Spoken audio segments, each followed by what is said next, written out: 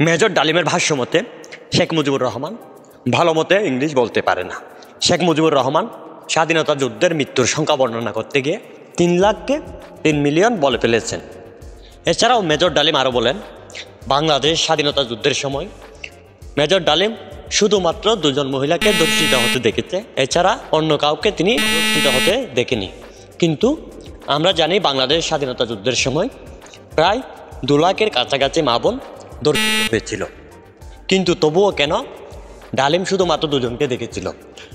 তবে কি ডালিমের কথাগুলো সত্য নয়? ডালিম কি ইচ্ছাকৃতভাবে মুক্তিযুদ্ধ ও বঙ্গবন্ধুকে বিতর্কিত করার জন্য এসব করতেছে? দেখে নেওয়া যাক বাস্তবতা কি বলে। শেখ মুজিবুর রহমানের শিক্ষাগত যোগ্যতা বা কত? বঙ্গবন্ধু শেখ মুজিবুর রহমান। আপনাদের সামনে এই মুহূর্তে যে ভিডিওটি রয়েছে এটি লন্ডনের এক সাংবাদিক শেখ মুজিবুর রহমানকে কিছু প্রশ্ন করেন।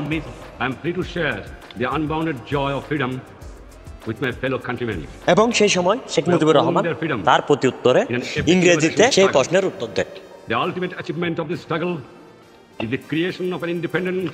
কপিরাইট ইস্যুর কারণে সম্পূর্ণ ভিডিও দিতে পারলাম না।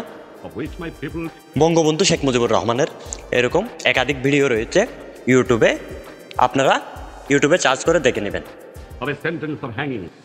এবার প্রিয় দর্শক, আপনাদের কাছে আমার প্রশ্ন হলো, মেজর ডালিম তো বলেছিল শেখ মুজিবুর রহমান তেমন ভালো ইংলিশ বলতে পারে না, তবে এটি কি ছিল? মেজর ডালিমের ভাষ্য মতে বাংলাদেশে স্বাধীনতা যুদ্ধের সময় তিনি কেবল 2 জন মহিলাকে ধর্ষিত হতে দেখেছেন। কিন্তু বাস্তবতা হলো পাকিস্তানের যুদ্ধের সময় পাকিস্তানি হানাদার বাহিনী বাংলাদেশের অন্তত 2 লাখ মহিলাকে ধর্ষণ করেছিলেন। সেই হিসাবে বোঝা যায় ডালিমের এই সাক্ষাৎকার ছিল প্রশ্নবিদ্ধ। বঙ্গবন্ধু শেখ মুজিবুর রহমানের শিক্ষাগত যোগ্যতা কত ছিল? বঙ্গবন্ধু শেখ মুজিবুর রহমান তার 7 বছর বয়সে গিমাডাঙ্গা সরকারি প্রাথমিক বিদ্যালয়ে ভর্তি হন। পরবর্তী সময়ে তিনি মাদারীপুর ইসলামিয়া হাই স্কুলে ভর্তি হন। এরপর তিনি গোপালগঞ্জ সরকারি পাইলট স্কুল ও পরে গোপালগঞ্জ মিশন স্কুলে লেখাপড়া করেন। মাধ্যমিক স্তরে পড়ার সময় তিনি চোখের দুরারোগ্য বেরি রোগে আক্রান্ত হন। পরে তাকে কলকাতায় পাঠানো হয় এবং কলকাতায় তার চোখের চিকিৎসা হয়। 1942 সালে তিনি মেট্রিক পরীক্ষায় উত্তীর্ণ হয়ে কলকাতায় বিখ্যাত ইসলামিয়া কলেজে ভর্তি হন। 1944 খ্রিস্টাব্দে শেখ মুজিবুর রহমান কলকাতার ইসলামিয়া কলেজে, বর্তমান নাম মাওলানা আজাদ কলেজ, থেকে আইএ এবং 1947 খ্রিস্টাব্দে ইতিহাস ও রাষ্ট্রবিজ্ঞান বিষয়ে স্নাতক ডিগ্রি লাভ করেন।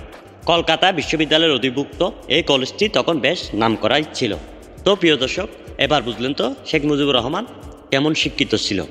তিনি সেই সময়ে বিএ পাশ করা একজন ব্যক্তি এবং বাংলাদেশের রাজনীতির উজ্জ্বল এক নক্ষত্র ছিল শেখ মুজিবুর রহমান। তিনি যে ভুল করে 3,00,000-কে 3 মিলিয়ন বলবে তা আমার বিশ্বাস হয় না। এটা যদি আপনাদের বিশ্বাস হয় তবে আমার তাতে কিছু বলার নেই।